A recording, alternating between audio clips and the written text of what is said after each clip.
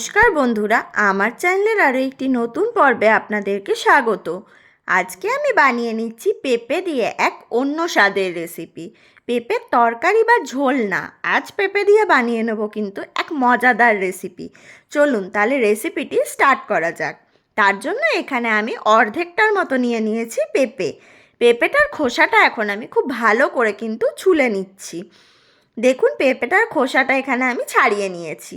আর এখানে আমি নিয়ে নিয়েছি একটা গ্রেটার, সেটার সাহায্যে কিন্তু পেঁপেটাকে এখন আমি গ্রেট করে নেব। আমি গ্রেটারের এই ছোটো দিকটা দিয়ে কিন্তু পেঁপেটাকে গ্রেট করে নিচ্ছি।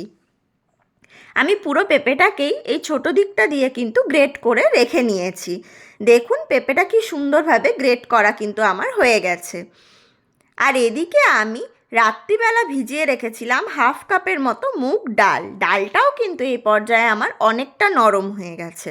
এখন আমি এই ডালটার একটা পেস্ট তৈরি করে নিচ্ছি। তার জন্য কিন্তু আমি জল থেকে ডালটাকে তুলে একটা মিক্সির বাটির মধ্যে নিয়ে নিয়েছি।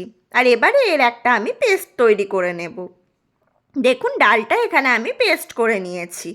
এখন এই ডালটার মধ্যে আমি দিয়ে দেবো কিন্তু গ্রেট করে রাখা পেঁপেটা।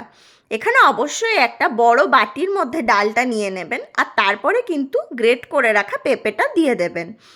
এখন এই পেঁপেটা দিয়ে আমি কিন্তু ওপর থেকে কিছু মশলা অ্যাড করে দেব। আর হ্যাঁ, ডালটা বাটার সময় কিন্তু আমি কোনো রকম কোনো লবণ বা লঙ্কা কিচ্ছু কিন্তু ব্যবহার করিনি। আমি শুধুমাত্র একটুখানি জল দিয়ে কিন্তু ডালটাকে পেস্ট করে নিয়েছিলাম। এখন আমি এর মধ্যে কিছু মশলা অ্যাড করে দেব। প্রথমে আমি দিয়ে দিচ্ছি ভাজা জিরের গুঁড়ো, ওটা আমি 1 টেবিল চামচের মতো দিয়ে দেব স্বাদ মতো কিছুটা লবণ। 1 চিমটির মতো আমি এখানে দিয়ে দেব হলুদের গুঁড়ো। হলুদ গুঁড়োটা কিন্তু অবশ্যই কালারটা খুব সুন্দর আসার জন্য আমি এখানে ব্যবহার করেছি। আর আমি এখানে দিয়ে দেব 1 টেবিল চামচের মতো লঙ্কার গুঁড়ো। লঙ্কার গুঁড়োটা কিন্তু আমি ঝালের কারণে এখানে দিয়ে দিয়েছি। এবারে আমি এই সবকটাকে কিন্তু হাতের সাহায্যে খুব ভালো করে মাখিয়ে নিচ্ছি।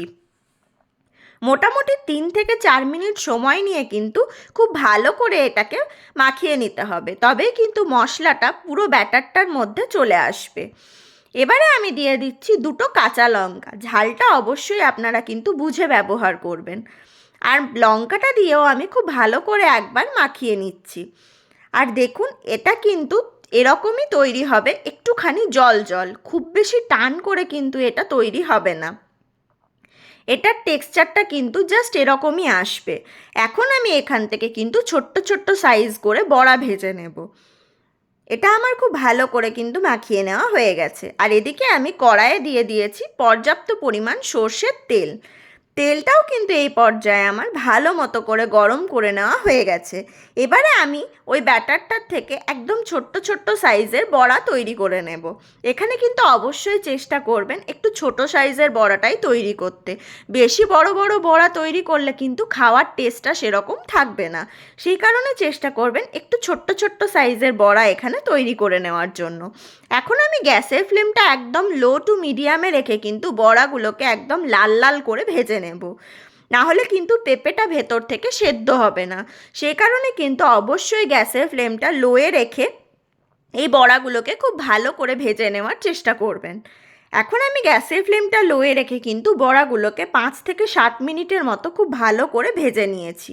দেখুন বড়াগুলো কিন্তু আমার একদম লাল কালার চলে এসছে। আর ঠিক এরকম কালার আসা পর্যন্তই কিন্তু বড়াগুলোকে আমাদের ভেজে নিতে হবে। এবারে কিন্তু আমি বড়াগুলোকে তেল থেকে উঠিয়ে নেব। এখন আমি ওই তেলটার মধ্যেই রান্না করে নেব। এখানে আমি কারিটা তৈরি করে নেব। তার জন্য আমি এখানে 1.5 টেবিল চামচের মতো সর্ষের তেল দিয়েছি। এখন এই তেলটার মধ্যে আমি ফোড়ন দিয়ে দিচ্ছি। তার জন্য আমি এখানে হাফ টেবিল চামচের মতো গোটা জিরে দিয়ে দিয়েছি। আপনারা চাইলে কিন্তু 5 ফোড়নও ব্যবহার করতে পারেন, কোনো অসুবিধা নেই। এবারে আমি দিয়ে দিচ্ছি একটা টমেটো। যেহেতু আমি এই কারিটা নিরামিষে তৈরি করছি, সেই কারণে কিন্তু এখানে আমি কোনো রকম পেঁয়াজ বা রসুনের ব্যবহার করছি না। আপনারা চাইলে কিন্তু এখানে পেঁয়াজ রসুনের ব্যবহার করতে পারেন। সেক্ষেত্রে প্রথমেই পেঁয়াজটাকে একটু পেস্ট করে দিয়ে দেবেন। দেখুন এই পর্যায়ে টমেটোটা কিন্তু আমার হালকা সফট করে ভেজে নেওয়া হয়ে গেছে। এবারে আমি এখানে মশলা দিয়ে দিচ্ছি। 1 টেবিল চামচের মতো দিয়ে দিয়েছি আদা আর লঙ্কার পেস্ট, সেটা আমি প্রথমেই করে রেখেছিলাম। এখন এই আদা আর লঙ্কার পেস্টটা দিয়েও একবার ভালো করে নাড়িয়ে আমি কিন্তু ভেজে নিচ্ছি 1 থেকে 1.5 মিনিটের মতো। এতে কিন্তু আদার যে কাঁচা গন্ধটা থাকে সেটা সম্পূর্ণভাবে বেরিয়ে যাবে, আর টমেটোটাও আমার আরও ভালো মতো করে কিন্তু ভেজে নেওয়া হয়ে যাবে। এবারে আমি কিছু গুঁড়ো মশলা অ্যাড করব। তার জন্য দিয়ে দিচ্ছি 1/2 টেবিল স্পুনের মতো হলুদ গুঁড়ো, 1 টেবিল স্পুনের মতো ধনের গুঁড়ো, 1 টেবিল স্পুনের মতো জিরে গুঁড়ো, 1/2 টেবিল স্পুনের মতো লঙ্কার গুঁড়ো। এখন আমি এই সব মশলাগুলোকে কিন্তু খুব ভালো করে কষিয়ে নেব, আর ততক্ষণ পর্যন্ত কিন্তু কষিয়ে নিতে হবে যতক্ষণ পর্যন্ত মশলাটার থেকে কিন্তু তেল না ছেড়ে দিচ্ছে। মোটামুটি 2 থেকে 3 মিনিটের মতো সময় নিয়ে কিন্তু মশলাটাকে আমি খুব ভালো করে কষিয়ে নিচ্ছি। আর এই পর্যায়ে আমি কিন্তু এখানে 2টো কাঁচা লঙ্কাও দিয়ে দিয়েছি। আমি প্রথমেই বললাম ঝালটা কিন্তু অবশ্যই আপনারা বুঝে ব্যবহার করে নেবেন। এখন মশলাটা কিন্তু খুব ভালো মতো করে আমার কষানো হয়ে গেছে, মশলাটার থেকে কিন্তু তেলও ছেড়ে দিয়েছে। এবারে কিন্তু মশলাটার মধ্যে আমি দিয়ে দেবো সামান্য পরিমাণ জল।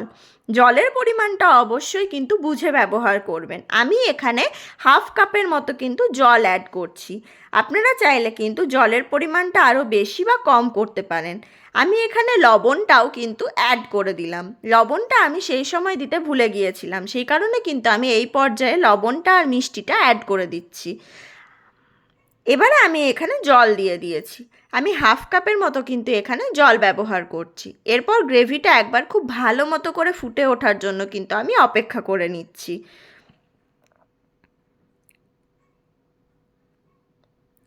খুব ভালো করে মশলাটাকে মিশিয়ে নিয়ে কিন্তু আমি অপেক্ষা করছি গ্রেভিটা ফুটে ওঠার জন্য। আর দেখুন বড়াগুলো কিন্তু সম্পূর্ণভাবে এখানে আমি ভেজে তুলে রেখেছি। আমি কিন্তু একদম লাল লাল করে বড়াগুলোকে খুব ভালো করে ভেজে নিয়েছি। এবারে আমি এই গ্রেভিটার মধ্যে কিন্তু বড়াগুলোকে দিয়ে দেব। আর বড়াগুলো দিয়ে কিন্তু খুব বেশিক্ষণ গ্রেভিটাকে ফোটানো যাবে না। মোটামুটি 1 মিনিটের মতো খুব ভালো করে গ্রেভির সাথে বড়াটাকে মিশিয়ে নিয়ে কিন্তু গ্যাসের ফ্লেমটা বন্ধ করে দিতে হবে। না হলে কিন্তু বড়াগুলো ভীষণই সফট হয়, ভেঙে যাওয়ার সম্ভাবনা থাকবে। সেই কারণে কিন্তু অবশ্যই চেষ্টা করবেন 1 মিনিটের মতো রেখেই গ্যাসের ফ্লেমটা বন্ধ করে দেওয়ার জন্য। লাস্টে আমি অ্যাড করে দিচ্ছি 1 টেবিল চামচের মতো ঘি, এবং খুব সামান্য পরিমাণ আমি এখানে গরম মশলার গুঁড়ো ব্যবহার করব।